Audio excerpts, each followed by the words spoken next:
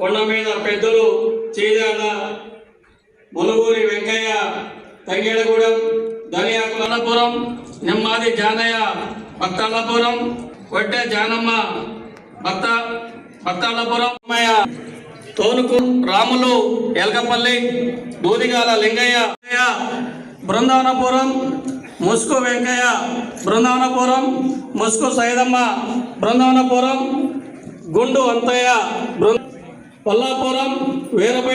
ఈ సందర్భం మనం సంతాపం తెలియజేద్దాం.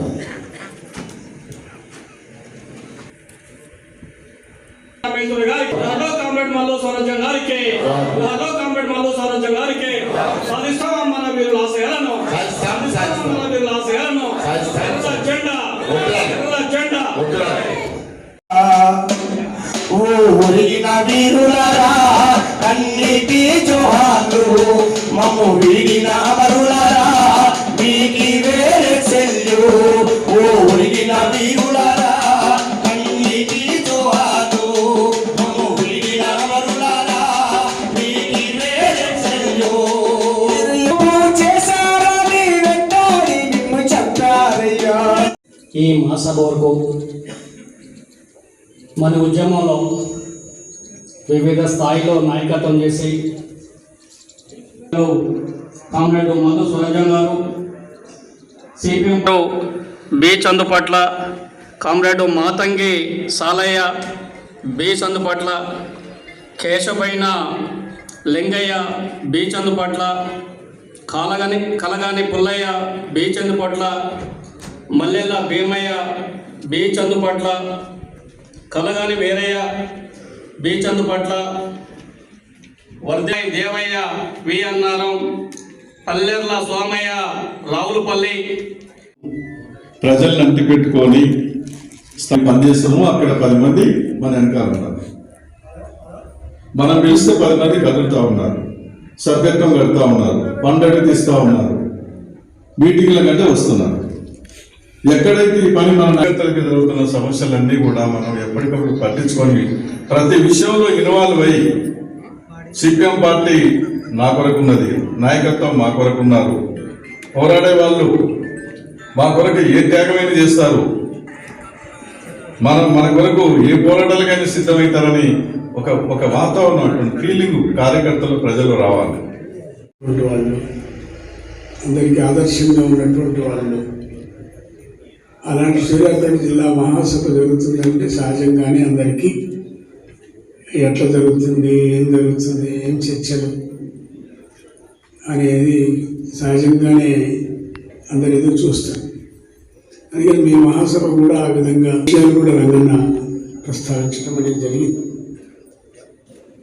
మన మహాసభలు 3 ఏళ్లకు ఒకసారి వస్తాయి. ఈ 3 ఏళ్ళకు ఒకసారి అంటే శాఖలు, మండలాలు, జిల్లా, రాష్ట్రం, ఆల్ ఇండియా ప్రతి 3 ఏళ్ళకు ఒకసారి తప్పకుండా మహాసభ జరుపుకుంటాం. ఎందుకు జరుపుకుంటాం? మిగతా పార్టీలు ఎందుకు జరుపుకోవు అనేది మనం ఆలోచించాల్సిన అవసరం ఉంది. మిగతా పార్టీలకి అసలు అధికారం అనే సిద్ధాంతం తప్ప ఇంకొక సిద్ధాంతం లేదు. వాళ్ళకి అధికారం కావాలంటే ఏం చేయాలి, అంతే. అధికారం వచ్చిన తర్వాత ఏం చేస్తారు మనం చూస్తూనే ఉన్నాం కదా. రాష్ట్రంలో కాంగ్రెస్ను చూసినాం, తెలుగుదేశాన్ని చూసినాం, బీఆర్ఎస్ను చూసినాం, మళ్ళీ కాంగ్రెస్ను చూస్తున్నాం, దేశంలో కాంగ్రెస్ను చూసినాం, రకరకాల సంకీర్ణ ప్రభుత్వాలు చూసినాం, బీజేపీని చూస్తున్నాం. 11-12 ఏళ్ళ నుంచి అధికారం కోసం ఏదైనా చెప్పగలరు, ఏమైనా చేయగలరు. కానీ మన పార్టీ అధికారం కోసమే, మనం కూడా అధికారం రావాలని కోరుకుంటున్నాం.